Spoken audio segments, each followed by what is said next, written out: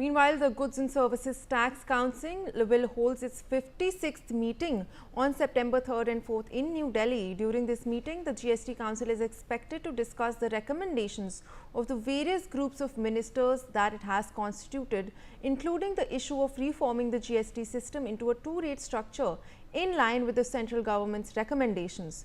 The GST Council's 56th meeting will take place more than 8 months after the last one, which was in December 2024. Now, according to the rules, the Council is to meet at least once every quarter. I have Mr. M.K. Agarwal, economist, and Nandini Datta, economist, joining me on the broadcast. Thank you so much for taking out the time to sit with us here on NewsX. I would firstly, of course, like to ask Mr. M.K. Agarwal, a major reform expected with regards to the goods and services tax. It is being touted as giving a major boost to the Indian economy. Do you also view it that way? And if so, what are some boosts that we can expect with this new reform that is set to come in place? Malika, in fact, the Indian economy is on the rise. And moreover, there has been much tax reforms and its implementation has been very smooth. Now, as a result, there is a buoyancy in the indirect tax collection, including GST, that was implemented 8 years back. So now the Prime Minister has announced from the Red Fort that GST tax rates in effect must be brought down to ease the life of the middle class and lower class so that they can have more disposable income in their hands. This will help them in buying more goods and propelling the demand in the economy. And increased domestic demand in Indian economy has been the major source, among other major things, including the infrastructure development, good governance, and many things, that it is leading to more generation of the demand. So that's why the Prime Minister has found it a new growth strategy for the Indian economy, and moreover, considering the global constraint at the economy level that they are not very conducive to the growth of the economies. Therefore, this strategy is going to be really very helpful.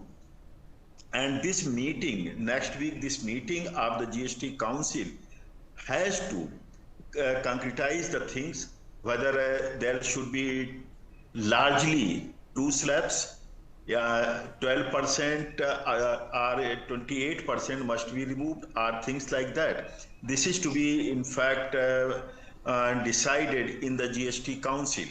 Already the ministerial meeting has taken place in the central government, and it has advocated for bringing down the slabs to 2, and for sin goods, it is expected that the rate would be fixed around 40%. So it would be a great game changer in the indirect tax reform. Already GST has brought down effective indirect tax to the masses.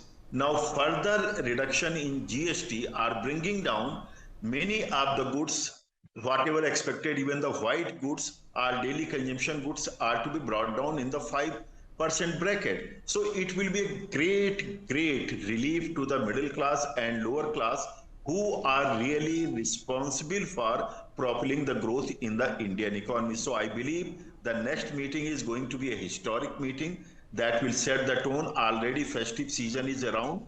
So that's why people are watching that how it is going to unfold sooner.